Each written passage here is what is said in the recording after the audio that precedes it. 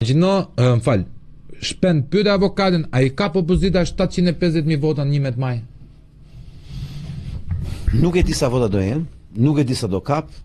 Ditë them që çdo ditë që kalon, kanë ngjarje të reja, të cilat për mendimin tim do ndikojnë shumë. Kujtoj një histori me njerëzit, ishte viti 91, sa kishte rënë komunizmi dhe fiton pra Partia Socialiste me 2/3. Partia e Punës, më kupton se është socialiste. Në vitin 92 u zhvendos raporti i forcave brenda një viti. Çfarë do thotë u zhvendos raporti i forcave brenda një viti?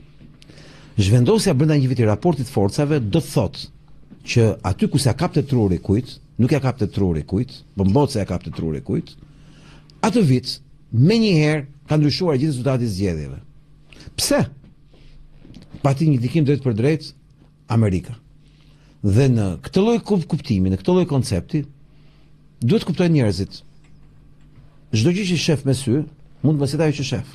Çdo gjë që shef me sy, çdo statistikë që përdor, ka ndodhur në një kontekst tjetër. Ka ndodhur në kontekstin e establishmentit global të një agjende botërore ku Sorosi ishte padron ose më saktë padrino.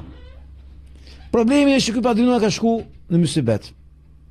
Dhe pika më fortë që solli Rama për shtet ishte ky padrino. Arsye pse erdhi ai, pse mori partinë, pse u bë ministër kulture, pse u bë kryetar bashkie, pse u bë kryetar partie, pse u bë kryeministër dhe pse e mbajti këtë mandat siç e mbajti. Dhe pse e futi Erion Velin aty mrena, është sepse kishte një padrino. Ky padrino ishte Sorosi. Që si ishte padrino për Shqipërinë, po këtu e kishte çiflikun e vet. Dhe bënte çfarë i donte qefi. Në këtë moment ka ndryshuar loja këtu dhe atje. Majtas dhe djathtas. Ka ndryshuar kudo. Fuqia që solli këtë në pushtet, që ishte pika ti e fortë, që ishte ky padrinoja, sot është pika ti më e dobët. E para, e dyta, siç e shohun, pavarësisht se shefti, po mbase mund ta testojmë të dy këtë fakt, është në administratën publike kemi një stres shumë të madh elektoral. Po një stres jo adrenalin, por frustrim. Çfarë është frustrimi elektoral?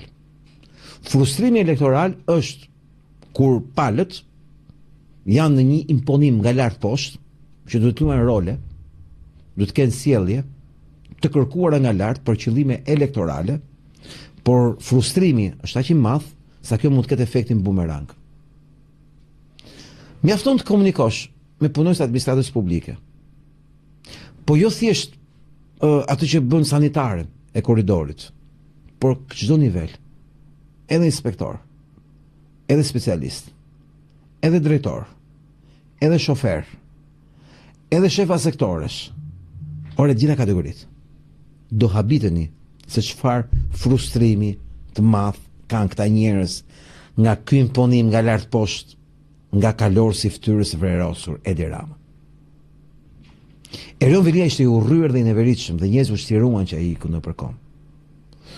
Por ajo është vetëm një fazë. Faza tjetër është raporti që kanë këta me kalorësin e fytyrës vrerosur Edi Ramën, me atë pamje kaq frustruese që ai i jep dhe merr si njëri bullist i lindur që s'ka pikën e respektit për qenie njerëzore, s'ka pikën e respektit dinjitetit njerëzor, s'ka pikën e respektit për një qenie të vetme njerëzore, për rob të shtëpisë vet s'ka pas ndonjë respekt, dhe mendon se si i trajton, me sa bullizëm i trajton të gjithë ata që ka poshtë vetes vet.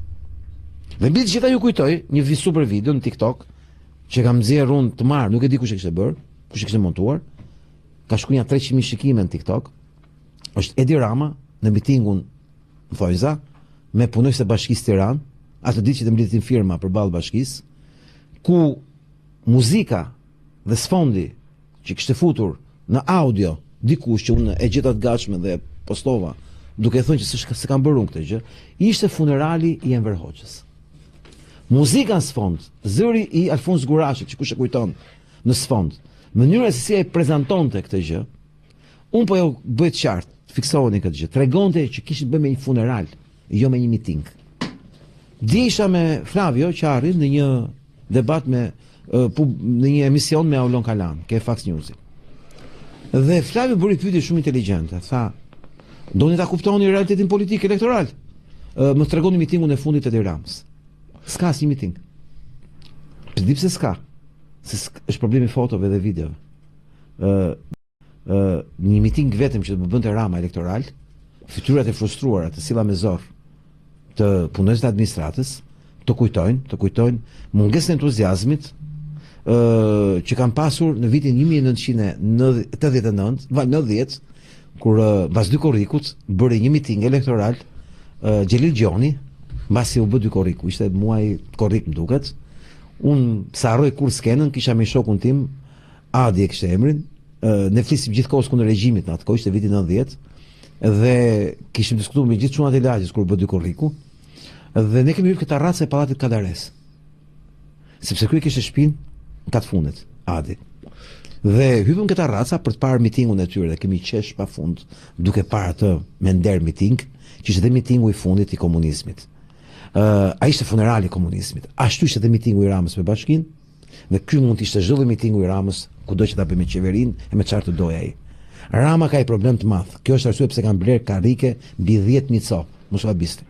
Kanë bler 10.000 karrike për fushat. Mbasi ky është lajm që mund të përdoret. E të mërshme, ti çfarë po mendoje tani vëlla? Po mendoja që ty po të lësh me fol. Mund ta mbash dhe i vetëm kët. Kë podcastin? Po. Çfarë kam bëu vetëm? Ç'është kjo? Është të mërshme. Çfarë po thotë?